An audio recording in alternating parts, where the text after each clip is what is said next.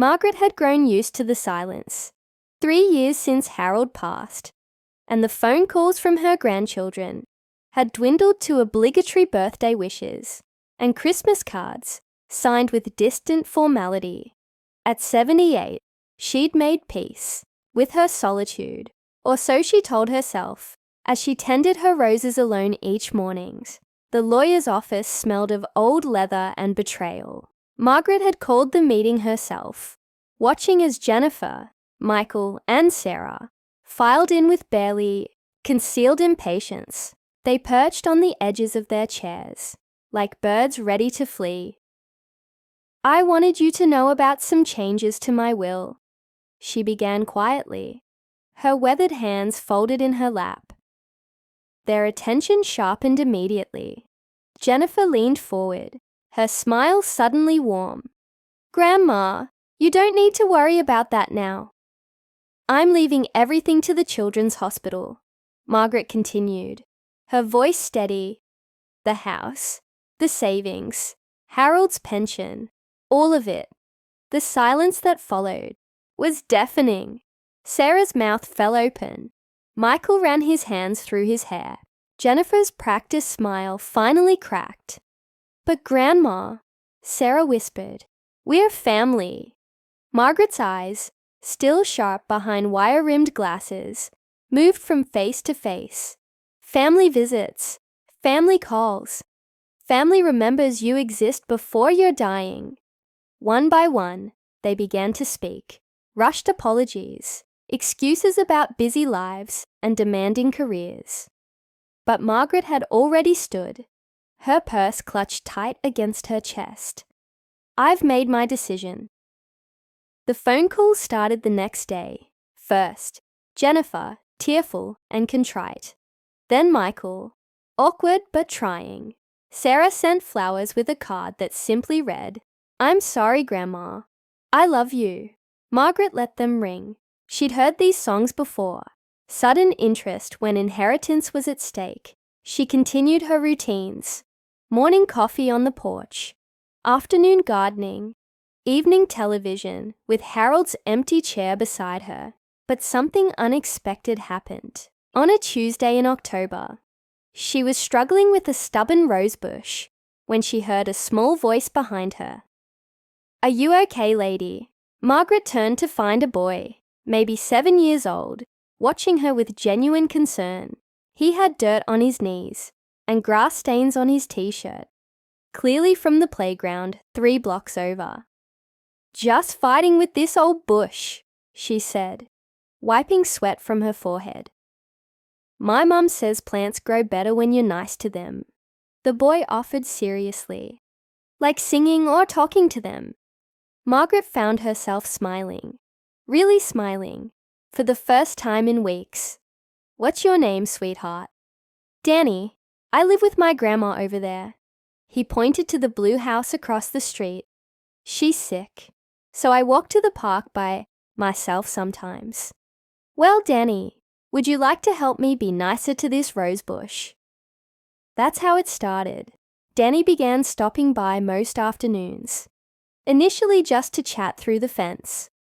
Margaret learned he was staying with his grandmother while his parents sorted through a messy divorce. He was lonely, displaced, trying to make sense of adult problems he couldn't control. Gradually, their conversations moved from the fence to her front porch, then to her kitchen for milk and cookies. "You make them different than Grandma Rose," Danny observed one day, dunking an oatmeal cookie in his glass.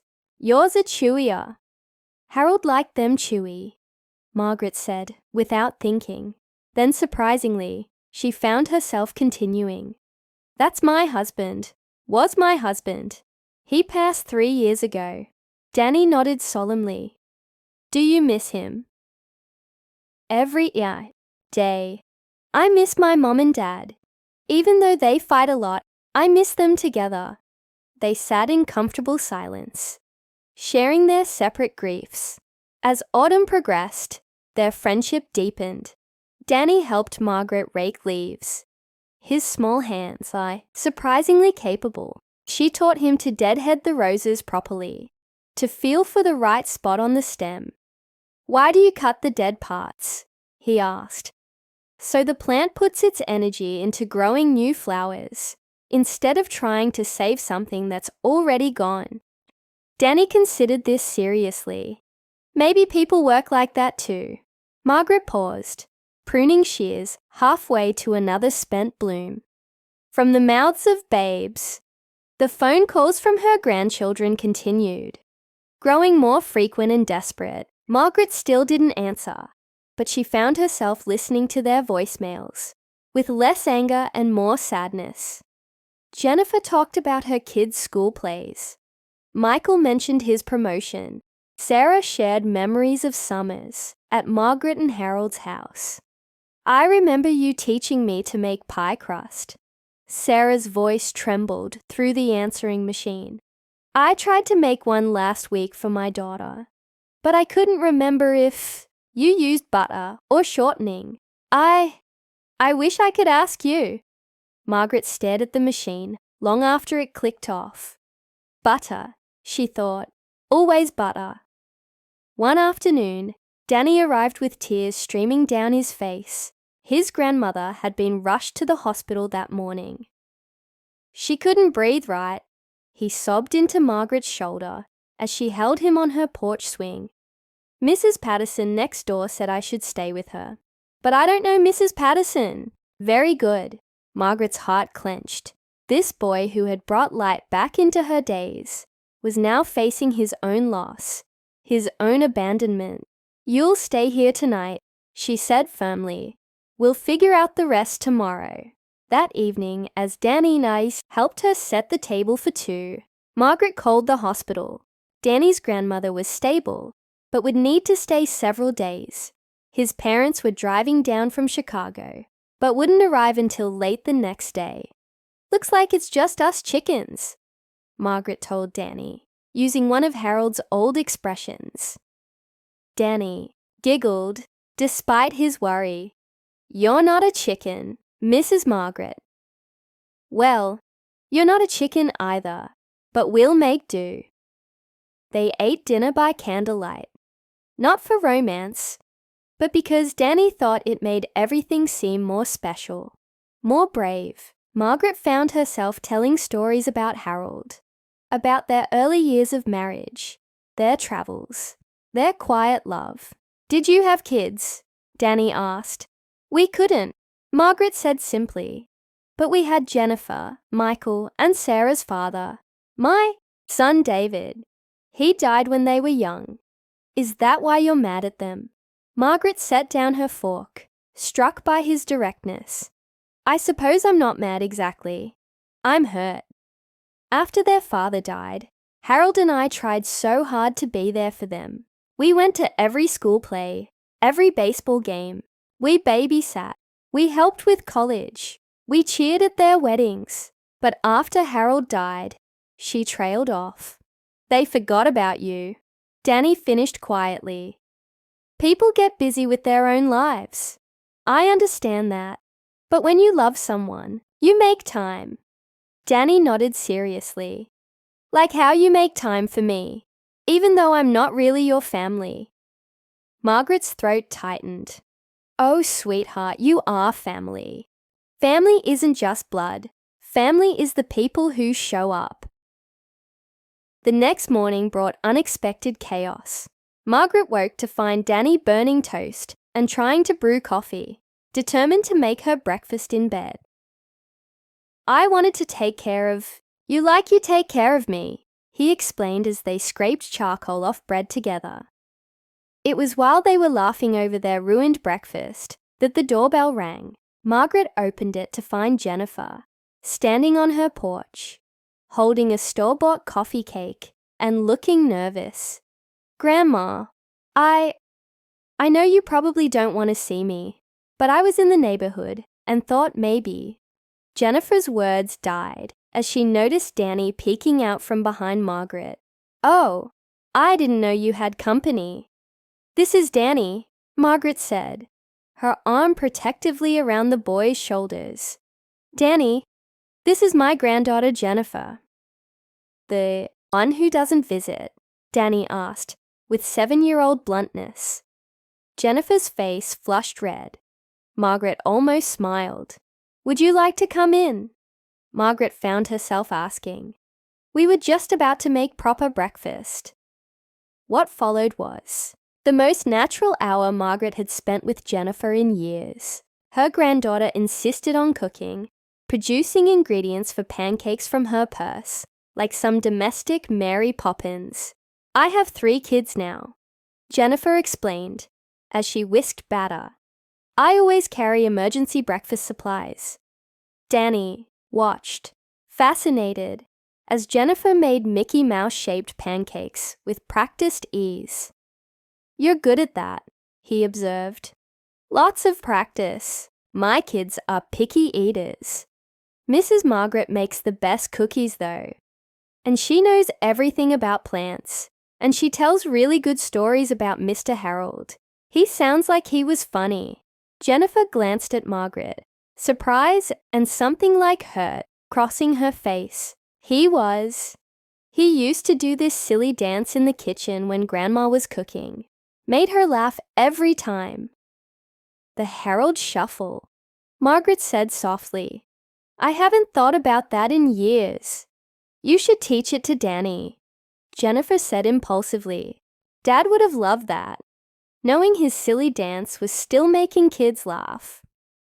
For the first time in 3 years, Margaret felt a crack in the wall around her heart.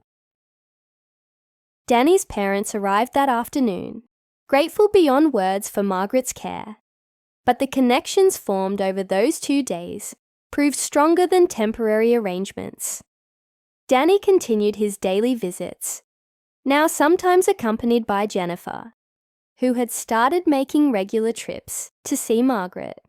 "I realized I was waiting for you to need us," Jennifer confessed one day, as they watched Danny teach her youngest daughter the proper way to water plants.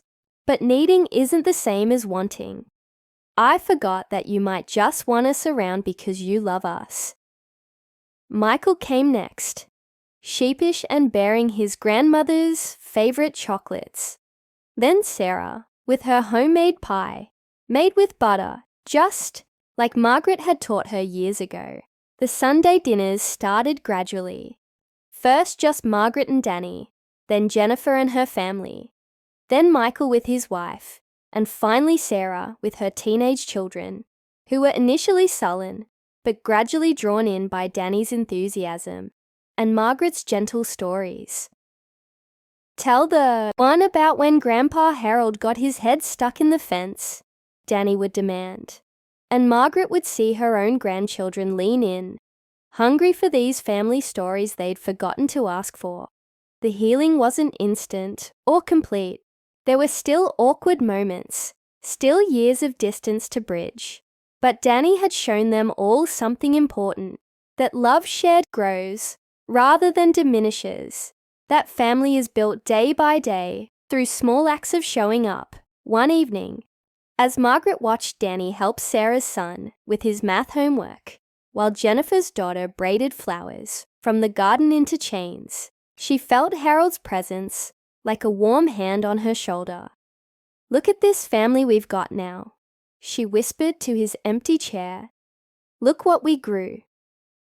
Margaret never changed her will back, but she did add a codicil, leaving the house to Danny's family, with the stipulation that her biological grandchildren would always be welcome there.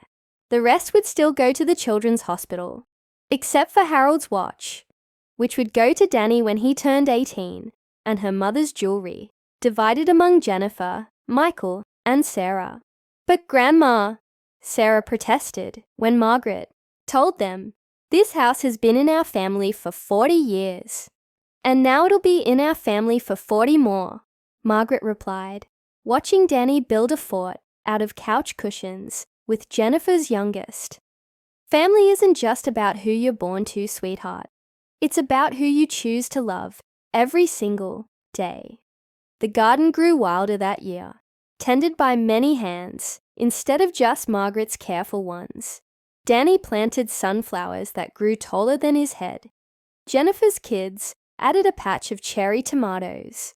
Michael built raised beds for herbs that Sarah used in her cooking. On quiet mornings, Margaret still had her coffee on the porch, Harold's chair beside her. But now it wasn't empty.